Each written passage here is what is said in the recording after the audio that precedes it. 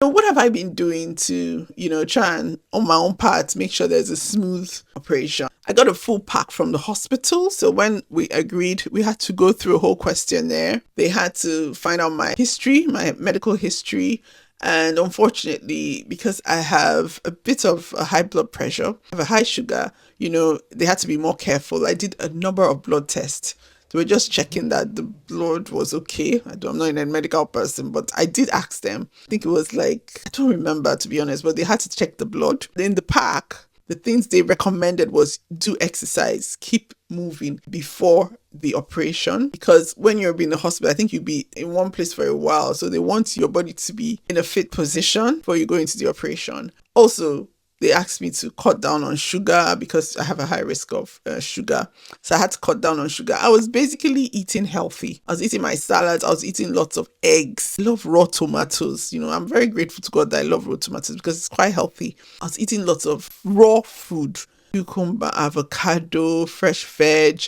And then I was eating a lot of okra. I love okra, but it's also good for sugar. So my diet was very, very deliberately healthy. I didn't eat a lot also because I don't know, I just didn't want anything blocking the way. I know it's probably not the case, but I wanted to be light. Also, I wanted that when they removed it, my tummy would just go flat immediately.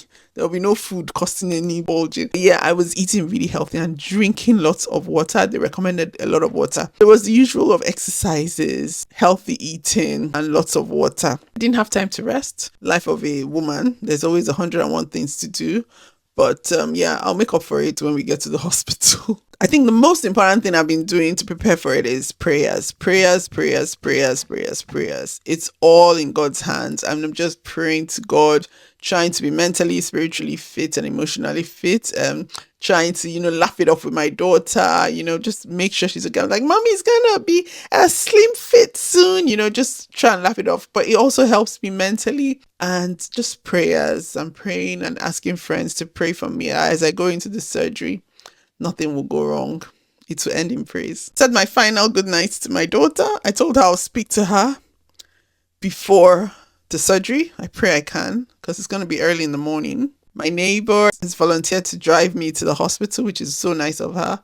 I have people coming to stay with me, and then my friends are all around. It's very important to have support because, as I was told, the recovery is 6 weeks. It's a major surgery. I'm not allowed to pick even a pin. I'm not allowed to do anything because there's a fear that, something could burst open. Anything can happen until it's fully healed.